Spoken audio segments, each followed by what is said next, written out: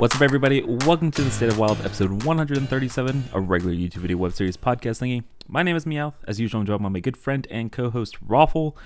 Corb can't be here today, but we've got a great guest filling in. Martian, welcome back. How are you doing tonight? I'm doing excellent. Happy to be here. All right, thanks for filling in. Roffle, how about you? I'm doing all right. I've got a little. I just realized I've got a little bit of gamer dusk going on right now. I've been playing a lot of Diablo. It's rare for me. Usually, I keep things nice and tidy, and I'm looking around and I'm kind of wincing at the mess that I've left with. But really, it's not my fault. It's Blizzard's fault for making such a good game. Yeah, classic Blizzard. All three of us pulling ourselves away from Diablo 4 this weekend to record a little bit of an early impressions podcast. A little bit weird timing, right? Miniset came out on Wednesday, and then Diablo 4 came out this weekend. So I haven't played a ton of Hearthstone. I don't know about you guys, but I've watched a little bit, and I'm excited to talk about kind of some early impressions about how the miniset's been working on Wild. Yeah, I mean, I've played quite a bit myself, trying to keep that content chain or train rolling, and just mostly taking the weekend to do some gaming, but a little bit more impactful, I think, than people anticipated. But I feel like we say that after every single mini set, and nobody ever learns. Yeah, no lessons ever learned. All right, I mean, let's just hop into it. Let's talk about the one that people are talking about the most, or maybe the most panicked about, and that is Funnel Cake. So Funnel Cake is the 1-mana spell. You target a minion, and it heals it and the adjacent ones, and then refreshes for each one that overheals. Basically, in the decks that it's being played in, so 1 mana or 0 mana, gain 3 mana crystals, right? And so the two decks that it's seeing a lot of play in, you've got the Tony APM Druid that draws its entire deck with Auctioneer, plays a Tony, mills you with Naturalizes and Due Processes. Got the Priest deck that does this basically the same thing with Clergy and Radiant Elementals. So there's a couple different variations on that build. One of them's the Mind Blast OTK with Posic. That's kind of inconsistent based upon how fast you are with your animations and your clicks. But the other one trends through decks and plays Giants. So good old deck. And then sometimes they play Tony, kind of like old Lucy. I know all three of us love that card. But yeah, so I guess first things, Funnel Cake power level, and then the impressions of the panic from the WoW community a little bit about these two APM decks. Yeah, the Priest one kind of ruined my day one. I was having fun messing around with new stuff, and then people started actually pulling it off, and it was a bummer. But I actually haven't seen it that much since reset. First of all, I think it's Fizzle is the combo for the Mind Blast Priest. And yeah, that's super toxic. I've seen a combo as early as turn 3, as well as another person set up and then play 35 Mind Blasts into Solid Alibi. And your Solid Alibi? Yeah. The wild thing is that I don't think either of them were clear indications of animation cheating. I think that's just what's possible with the deck, because the animations are so quick that if your APM is fast enough, you don't have to skip turns. The turn 3 kill was certainly not skipping animations, based on what I could tell. The Solid Alibi one was a little bit iffy. So I think that there's, as with any APM deck, there's a lot of early concerns about animation skipping. I haven't seen good evidence of that. And Meowth, I take issue with one thing, because you're actually leaving out a very important combo, including Hedonus, which I was brewing up day one, and has a very, very solid 46% win rate across all ranks. I'm not gonna lie, it's a little bit higher than I thought you were gonna say. To be fair, that's not far off from the other decks that you listed. It's only a percentage or two behind both of the other two. But I think the outrage for them is especially the Priest deck. Tony Druid really probably didn't move the needle quite as much as the Mind Blast deck did, which did exist. I think I saw Mark do a combo early on prior to Funnel Cake, but Funnel Cake with Radiant Elemental is outrageous, especially with Crimson Clergy. And I think just simply from a play pattern issue, the outrage is justified. It's just boring, right? The deck loses to itself. It just kind of goes off and then you didn't have any influence on how the game ends, or they don't draw it and then you didn't have any influence on how the game ends. It's just, Right. yeah, It's cool. It's Mind Rogue, but without the defensive options and the ability to combo faster. So yeah, it's like we've seen versions of this deck before. It's Hysteria Priest. It's Hysteria Warlock. Like probably not as good as Hysteria Warlock, but like right there with where the original Hysteria combos or dedicated combos probably were in terms of maybe not play rate right now, but or at least at the ranks I'm playing at, but certainly around there with win rate. And I don't know, it doesn't really seem to matter if people continue to play it at the rate that they currently are. It just it makes the game less fun. And Yeah, the funniest thing to do to them is Blood Treant into Sacrificial Summoner on 3, pulling Nerubian Unraveler. And then they just never get to play the game. Yeah. Yeah, it's over. Yeah, there's certainly the deck is clearly very beatable, and there are definitely ways to disrupt it, like Ashen Elemental, Watch Post even coming back could do some things to like slow down the combo. But like even Ice Block, just how do they beat that? But it's I don't know, it's not prevalent enough to justify running decks with those cards in them, and it feels bad to have to, or to feel like you have to run those cards just because of an obnoxious combo that can potentially kill you on turn 3. Like it just feels bad. It feels bad. I don't like it. Nobody likes it. Yeah. I mean, that's like the argument that we've made every time one of these decks has popped up in the past, though, right? We're like, oh yeah, just like play Watch Post, or play what was the one when War Priest was the thing, the road card, Deviate Delight. Like just play that in your deck and you'll be fine. Like when arguments resort to that, you know, like, yeah, maybe it's not the most healthy kind of combo deck in the format. I will say decks like this are always like way more overplayed than they should be for their win rate, because people really enjoy play patterns like this, right? They enjoy playing the deck. They enjoy the feeling of drawing their entire deck and comboing and doing that, or like the challenge of playing all the cards in one turn. They enjoy that. It's way more overrepresented than it should be. Like I had a stream this week where like I had like an 8-game streak and I came to 5 or 6 Tony Druids in a row, and I was like, man, I wish I was playing anything other than Arena deck right now, or Beast Hunter, something that could kill you. And you know, like the decks are not good. They fold to disruption. Like one Cult Neophyte, one Dirty Rat, one Okani, like things like that buy you enough time usually. But I'm in complete agreement with you guys. Like it does make playing against them is not fun. Right, and they are super polarizing. Is this something that we foresee Blizzard ever like stepping in to fix if the deck doesn't end up being good?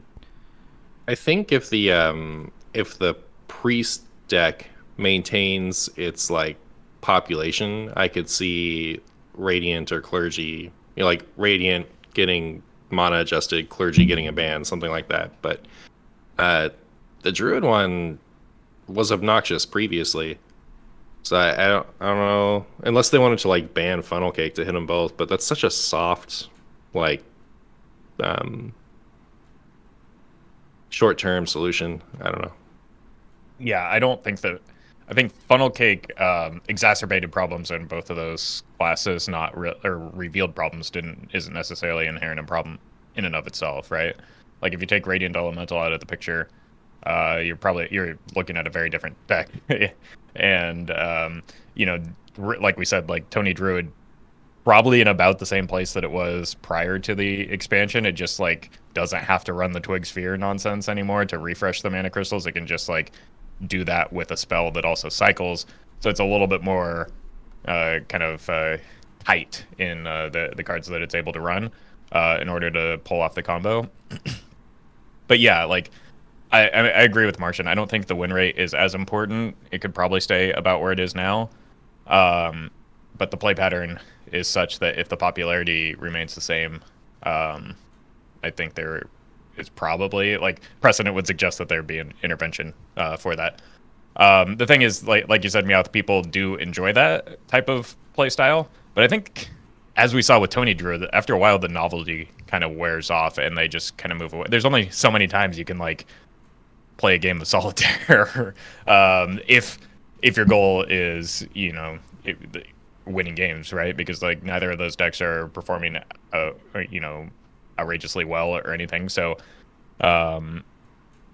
people are going to start losing, start getting frustrated with their losing, and they're going to be like, well, this isn't as fun. Like, if I'm only doing this, 45% of the games, is it really worth doing this? And for a portion of players, yeah, absolutely, it will be. For the large population that's playing now, maybe not. Yeah, I have seen claims for like the 2-week ban period, and I want Blizzard to hold off a little bit because, again, I don't think that the power level is high enough that people are going to keep playing it, exactly like you said. And so I think hopefully sooner rather than later people will get bored of it and move on to the next thing. But yeah, as obnoxious as it is, I am kind of glad that it actually got to see the light of day. Like I know that they're limited by factors that I'm not aware of as far as when they can do balance changes, but it was pretty sad not getting to play the test subject searing, whatever it's called, at all.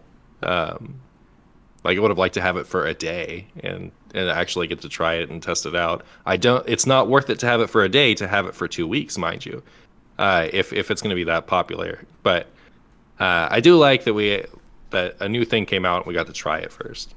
Yeah, the Mindseer one, like that's like a potential turn 2 combo. That one seemed particularly quite gross. So I'm fine with that one not having seen the light of day. I think this one is a little bit tamer by comparison to what that could have been.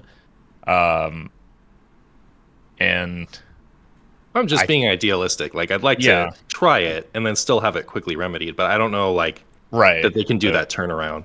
Yeah, that would have I think required them to prepare for like a standard balance patch, which they may have already done because that would have been a main expansion potentially.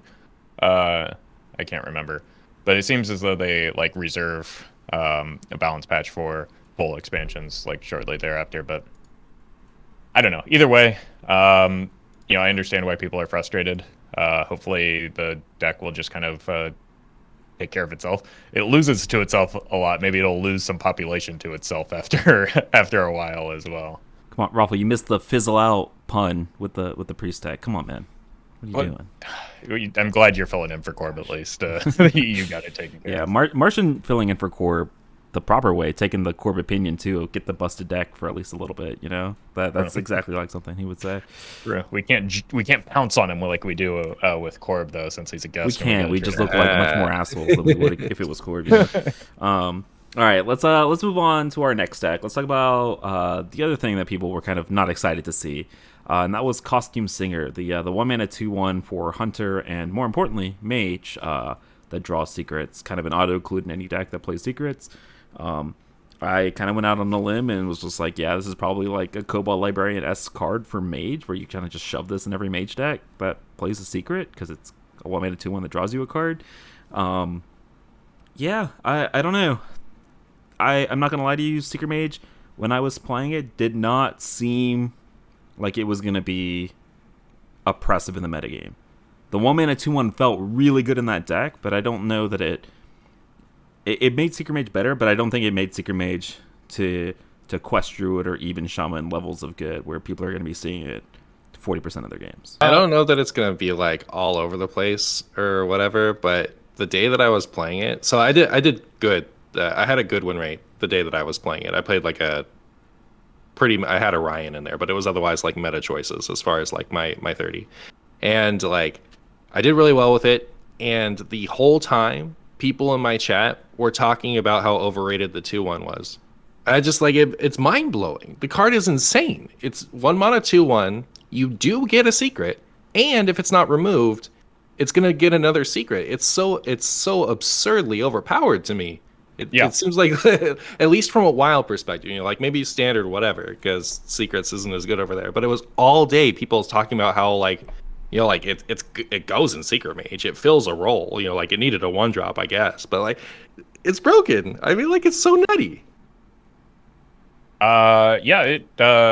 It has a mulligan win rate right up there right now with the Lackey Rig Fair Game. Like it's And it's a 1-card combo instead of like you only really keep those 2 together. I guess you keep Rig Fair Game with the anonymous informant, but it's ahead of that. Like it in my experience playing against Secret Mage, which I've done a lot of.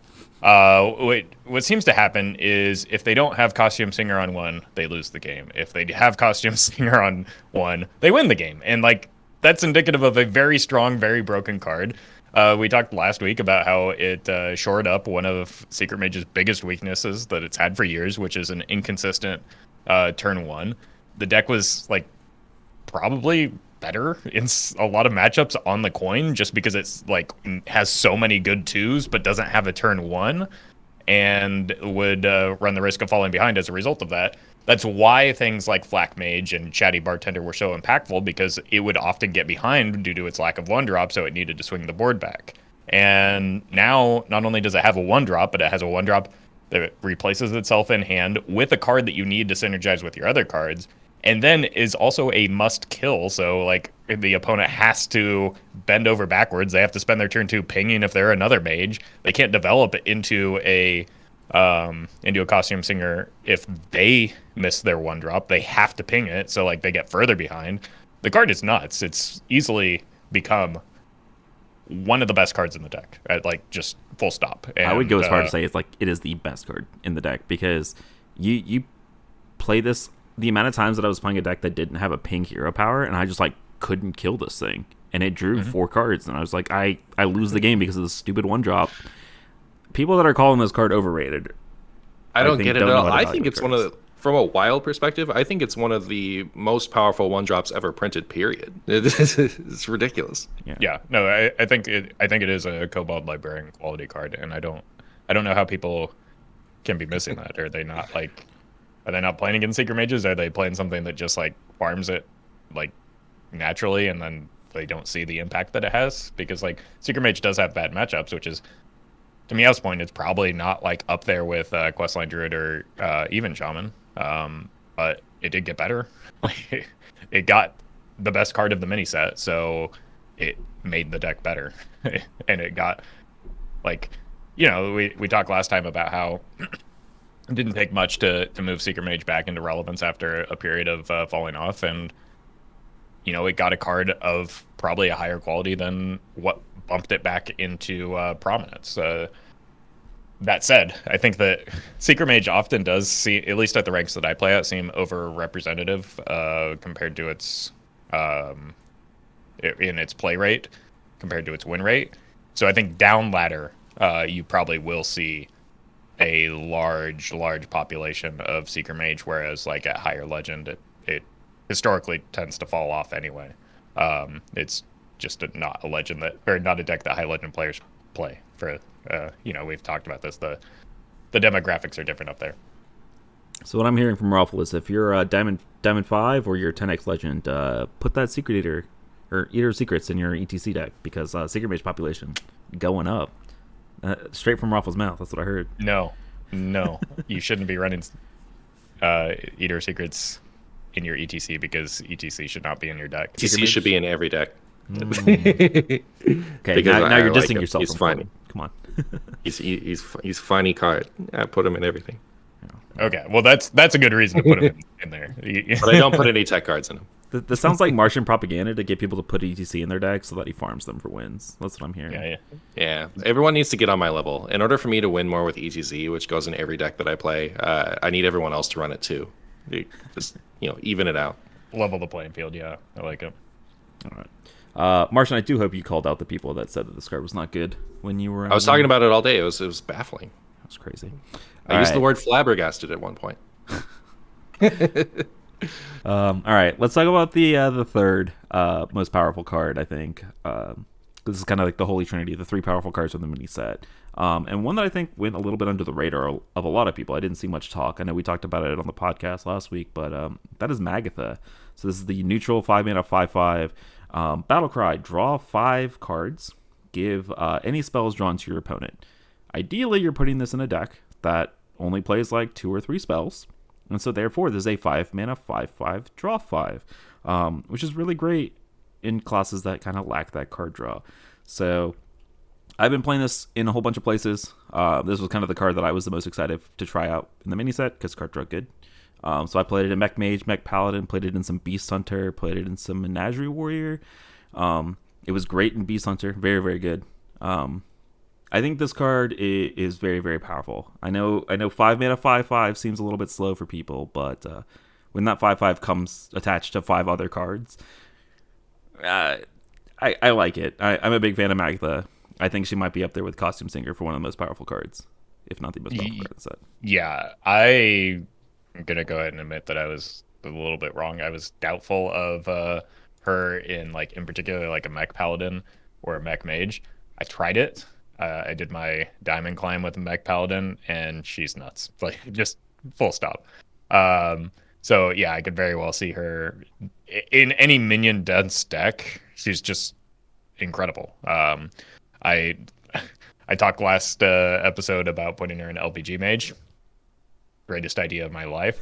I drew 5 off of her after the LPG, then played a Spinley to cycle the rest of my hand back into my deck, and had a full hand of 1 mana minions. It was a thing of beauty. She's just a lot of fun in, again, anything that isn't running a high density of spells. I tried her in Reno Paladin. Tried her in a Menagerie Warrior myself. Like, she's just good in decks with minions, but you obviously don't. She's not a low type. You don't shove her into every deck, but like in the deck that it makes sense with, she definitely overperformed my expectations. Which, my expectations were pretty high, but I kind of slept on her in like specific minion type decks because I was worried about disrupting the radar detector, which she does, but then she makes up for it by being good. The mech decks were what first popped into my head when I saw that card. But after some thought, like Pirate Rogue maybe likes it because the only good spell it has is Secret Passage. I don't know if the harmonic thing has ended up being any good or not, but I do know that a lot of people have been playing Swordfish, and it ends up being a 2/3 weapon, like a lot more lately. People are running double Cold Blood, double Harmonic, and the weapon is looking pretty sad. But if you're running only Passage, Magda are looking pretty good in the Pirate Rogue, I think. Yeah, I would definitely agree with that. I think I've experienced the same thing. I think people are running too many spells, which is decreasing the consistency of Swordfish, and I think you'd just be better off replacing those spells with more Pirates and Magatha.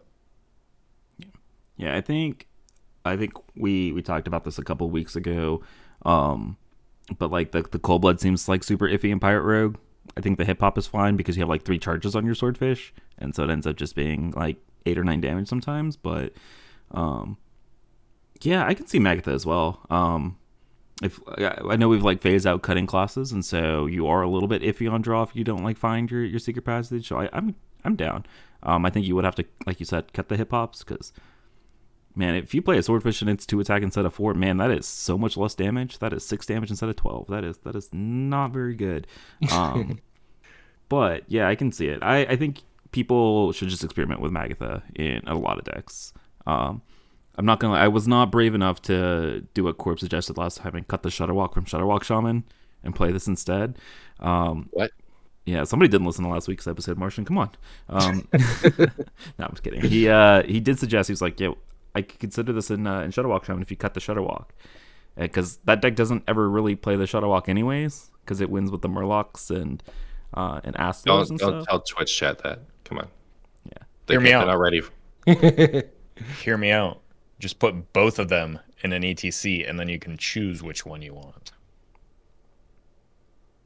Is the ETC Brilliant. word going to become the new LPG, where like you mention it, we just like have to move on from a card? Yeah, that was meant to be the conversation buster. All right, Martian, you want to say anything else about this card before we move on to the next one? We good? Okay. All right, so let us move on. Let's talk about a couple of other cards that are not as high impact as the 3 that we've talked about so far, but still I think are going to find their way into wild decks. And so we spoke a little bit about Menagerie Warrior with Magatha. Want to hop back to that with the 7 mana demon.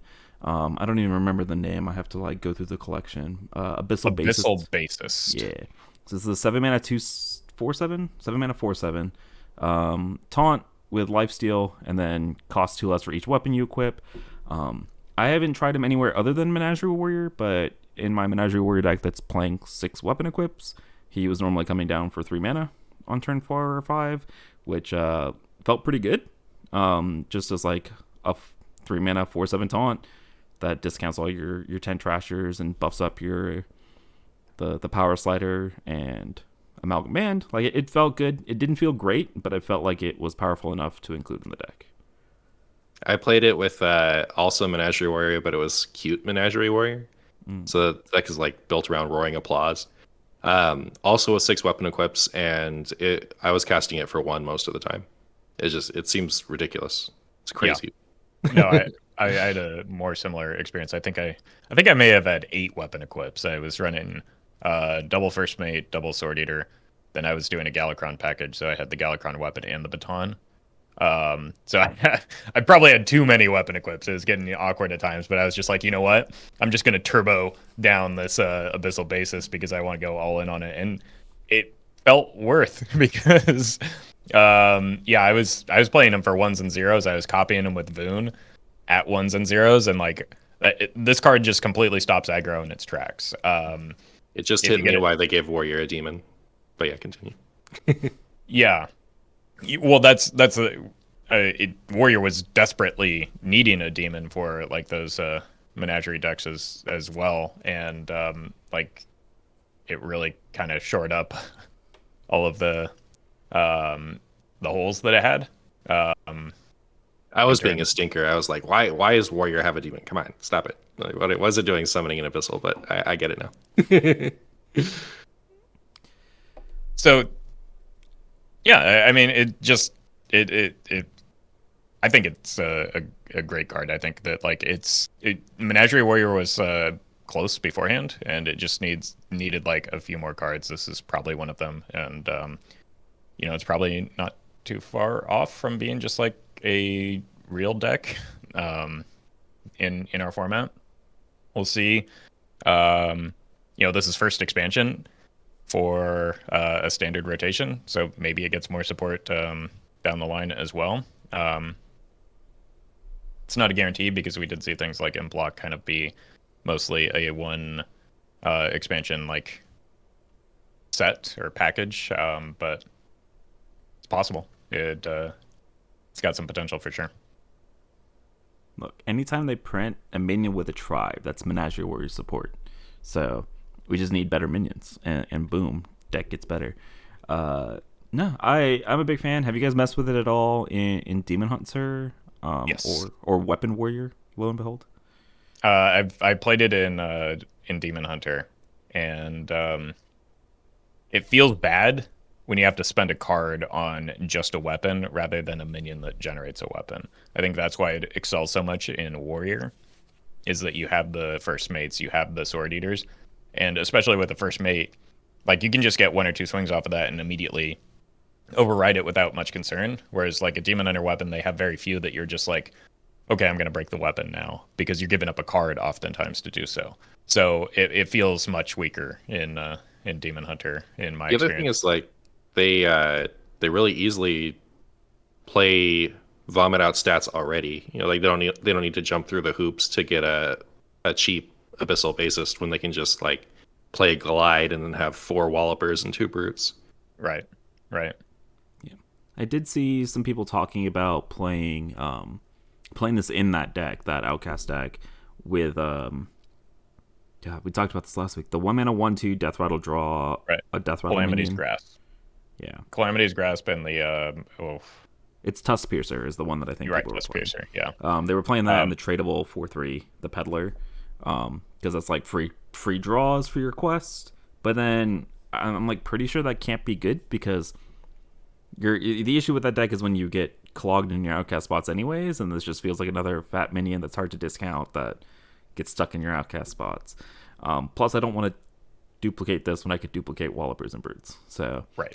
I'm pretty sure this is not good enough in Outcast Demon Hunter, but I have seen people messing around with it, so I wanted to shout it out. Yeah, and that was something that I was considering as well. But then I don't know. Like after seeing how it played in general, it just does not feel like you can get it reduced fast enough in Demon Hunter for that to be worth. I also think it prefers like 4 things as a payoff. Like it already cut the metamorphin when it switched to the quest version with the brutes. And then when people tried to play the arcane giant, it ended up clunky. It just doesn't want that many copies of the discounted big stat thing. It doesn't need them anyways, right? Because you're seeing so many cards, you're always going to find your payoffs. So like, And just philosophy stuff. You like once you get going, you're there. You don't really need that much more resources. Yeah, But you do need less bricks. right. So. I think that I think the rationale is that people probably are adding more minions to give themselves layers of threats, but that makes your all-in turns a little bit less consistent and happen less often. So like you don't get that second layer if you don't get the first layer down, and so like the deck just needs to be kind of an all-in deck if it's going to be successful. Right now, it doesn't.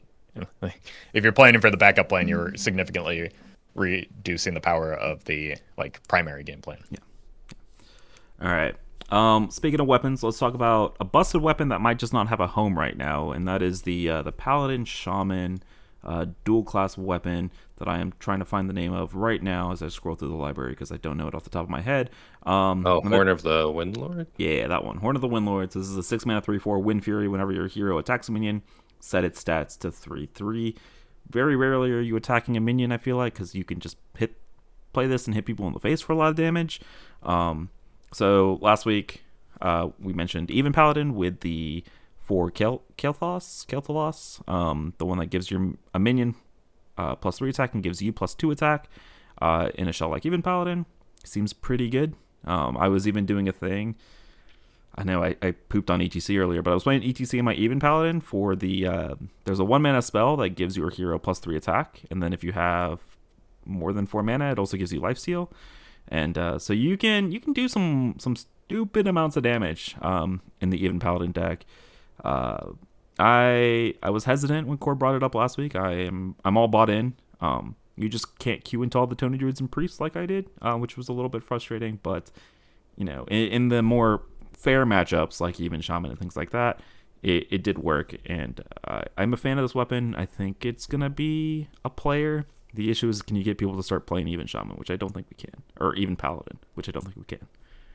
Is that even the best home for it? Like, wouldn't you rather play a non-even deck so that you can also run the lifesteal 1 attack thing? So you want to play it in just like aggro Paladin? I guess. Like, what is Even Paladin bringing to the table? Besides, I was going to say Cult Arms, but I guess the aggro Paladins get that too.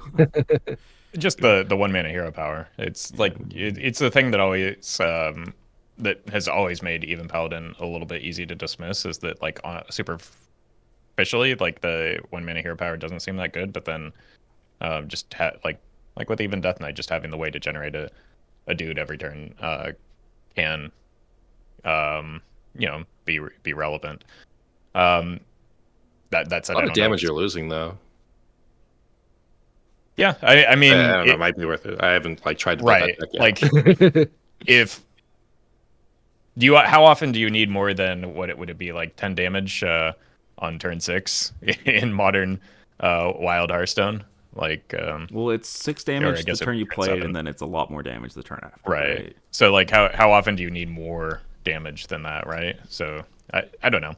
I'm not guaranteeing that Even Paladin is a better deck. What I think is that like you have better options in non-even versions of a deck, right? Like you can close out the game a little bit faster with convictions in like a standard Call to Arms aggro Paladin. So this conviction too. Right. So this for Even Paladin, it's just kind of giving you that lethality that you don't have because you're an Even Paladin. I think is why it finds a home there. Yeah, the lethality, the burst finishing is something that I think Paladin decks in general kind of lack before they unnerfed Conviction, and then but even Paladin doesn't get to play Conviction, so that's it is a big plus for this in that deck particularly. But I could also see it just being play aggro paladin and you like shove 1 or 2 of these in the top end as just like 6 mana, deal 12 over 2 turns, which might be enough to help get you there with a conviction on turn 7. But yeah, I just wanted to shout this one out. I don't see anybody really playing it very much in Wild because it is Wild Paladin decks, which nobody are really excited to play anyways. But wanted to do another shout out that Corp was right when he mentioned this card in Even Paladin, because I tried it a little bit and it did seem pretty good. Okay, last card that we want to talk about today, the 0 mana 2/2 that cost you 5 health. The little treant that could in Warlock. I know, Martian, you've messed around with it a bunch. I've seen your list. It's cute. It is cute, is what it is. Is it good though? That's the real question. I played it on day 1, so I haven't played it since, so I don't know. But it felt kind of consistent actually. So I don't know. If the aggro comes back, I think it would be even better. Like the list, like I was playing it. If you can build your deck to kind of like defile, hellfire away the pirate rogues and even shamans of the world to get that bonus win rate, I think it's even better. But I was seeing like mostly combo priest and like the questline druids and stuff like that. I don't know, when you have the treant coin sacrificial summoner on 2, you just kind of win no matter which one of the 2 minions you roll. I had the Stegron and the or Stegotron and the Nerubian Unraveler, and they both just kind of run away with the game from there. But I could see it being a lot better if more people start playing aggro. Yeah, my concern, I not having tried it myself, my concern is that like similar to the Even Paladin, the lack of lethality in 6 mana minions, like you don't have great options for just like, you know, other than the Stegatron is nice into aggro because you get this, you probably win the game because you stall enough turns to like start getting threats down. But then like against faster combos or against you know, more mid-rangey decks, how are you closing out the game, I guess is my concern with it. Against fast combo, you just you roll Unraveler, and then you win, you beat them. Against like other stuff, what you can do is like I was doing things like Treant, Zola, Treant, Raised Dead, Molten Giant, or you know, like they had the Gigafin stuff in there too. So it's just kind of like a pain lock that's lower to the ground. Yeah, no, I'm sold. that sounds good to me. This is one that a lot of people were, you know, I was saying we're calling the worst card ever printed, but I also got steamrolled by this in just like Embiggen Aggro Druid. Like I had a turn 1 with a double Brigand, or maybe a single Brigand patches Treant, and like it's just I'm playing a board-based aggro deck. I lose this game. Like they've got like essentially a Stegatron on board on turn 1, and so like yeah, I think I don't think the card is better than what we were discussing last week, or at least not much, but I think it's better than a lot of people were giving it credit for, just because like that 5 health was spooking some people out a little bit more than it should. Yeah, I mean, I think the aggro druid is like a very obvious shutout. I don't think it makes that deck, kind of like we talked about Secret Mage getting a lot better with the 2/1, but still not being super top tier. Aggro Druid wasn't very good. It gets better. I still don't think it's very good, even with the Blood Treant, even though it is kind of cute with the Embiggen. I'm really interested about it in Warlock, because I have messed around with it a little bit. Turn 2, 5/12 with Taunt alongside the Summoner. That is a very powerful play in Wild. It is very powerful, even if we don't get like better 6 drops. I think the issue that I have with the deck is that the Summoner doesn't do anything else outside of that. And so I was really trying to like brew and see, okay, is there like, can we do stuff with like eggs into powerful 4-drops with like an Injured Marauder as well? And the eggs just feel really slow, even with stuff like Dark Pact. And so I think if we get more, like if we can find a shell where the Summoner is useful in more than just the one place with the Treant, and it becomes like less of a dead draw in certain situations, I think that deck actually has a chance to be legit. And you're just like, you're scam Warlock, you like or Sea Devil Giga Fitting people, you're like sacrificial summoning people on turn 2. I was even doing like null recombobulator stuff just to like fill out the whole thing. So I could see that being a legit deck if you get like a second thing to scam people with a summoner. But yeah, I not something that's I think good now, but something to keep an eye on, kind of moving forward, because I don't know, man. There were multiple games where you just win because you play or you have a 5/12 taunt on turn 2, and your opponent can't really do anything about it, which is pretty fun, if it's you, not the opponent. But yeah. All right. Maybe Warlock just does need an 11 mana card. Yeah, for your Yeah, nulls. Agreed. yeah. Agreed. Nerf Sea Giant to 11 mana, and then boom. Does that work? I don't even know if that's good. No. But yeah, all right. That's kind of, I know it's a mini set, so it's a lot fewer cards that we're going to talk about having an impact in Wild than a normal expansion. But just based upon what we talked about today, still some pretty impactful cards. And I just want to say, even if there's not a ton of impactful stuff, God, the flavor of the mini set just continues to back up that of the main set. Big fan. I love that they brought back dual class, and like I feel like this is probably going to be the last time we see it for a while, but I want it to be evergreen, because like it's such a bummer that all cards are either available to less than 10% of things or 100% of things, and I feel like dual class and tri class did such a good job of like allowing some more interesting cards to be printed in different spaces, and I'd love to have it just be like every set, but I don't know. It's nice to have it back at least now. No, we talked about this last week about how it, especially with a mini set, when you're kind of limited in terms of what you can release, having dual class opens things up pretty significantly, right? Like, imagine a world where, well, maybe this is a better world, but imagine a world where we're talking about funnel cake in only the context of druid or priest, right? It's an either or type thing. That's a highly impactful card, but only one class gets an example. Maybe a better example is like the Paladin weapon or the Paladin Shaman weapon, right? Like that could be a consideration in something like a big Shaman, or like you have Rockbiter weapon as well. It's a little bit overshadowed by the fact that you have Doomhammer. The Abyssal Basist, like it would be a shame, even if it's not as strong in Demon Hunter, if it were only available to Warrior. The backstage bouncer, the Treant, like those are all of the cards that we're talking about today are dual class cards, with the exception of Magda, who's a neutral. So like, yeah, I'm in agreement there. I think that the dual class is interesting. I'm a little bit more optimistic that they'll do it more frequently, just because it doesn't seem like it necessarily fit a theme here. It just was something that they're trying out with the mini set. So I'm hopeful that maybe it comes back a little bit more often. But Leo said that the idea was that ETC is trying to get the bands to work together to stop the Grin Totems. So like unlikely pairs were thrown together and had to do it.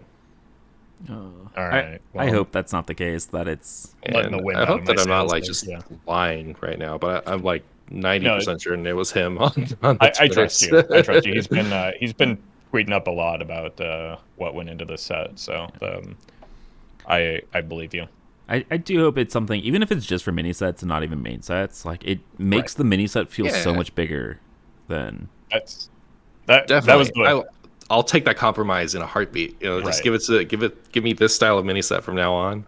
Beautiful. Yeah, that is the point that I was circling around, but not quite getting to. So thank you, Mia, for landing us there. I got you guys. But yeah, kind of wrap up question. Mini set's been out for a few days. Outside of the druids and priests, enjoying the wild meta. Kind of outside of that, I know it's not super high impact, but how do you guys feel like it's kind of shifted wild, if at all?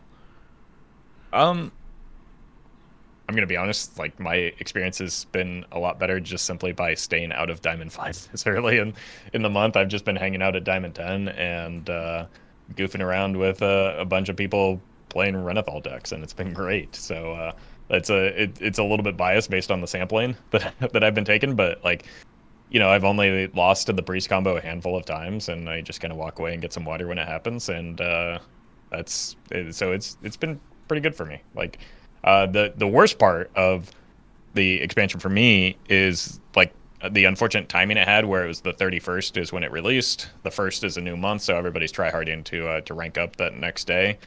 And so like the second day was actually the worst for me, because I climbed quickly off stream and then kind of queued into the same decks that you'd typically run into at the Diamond 5 rank band of like the Seeker Mage, Even Shaman, Pirate Rogue, just on repeat for 4 or 5 hours, and that wasn't fun. But like things have cleared up since then, so I think that send those my way. It's so easy to make content when you just throw like defiles and stuff in there. You get to beat those decks. Yeah, I haven't seen where'd they go. Like, they're just hanging out with you.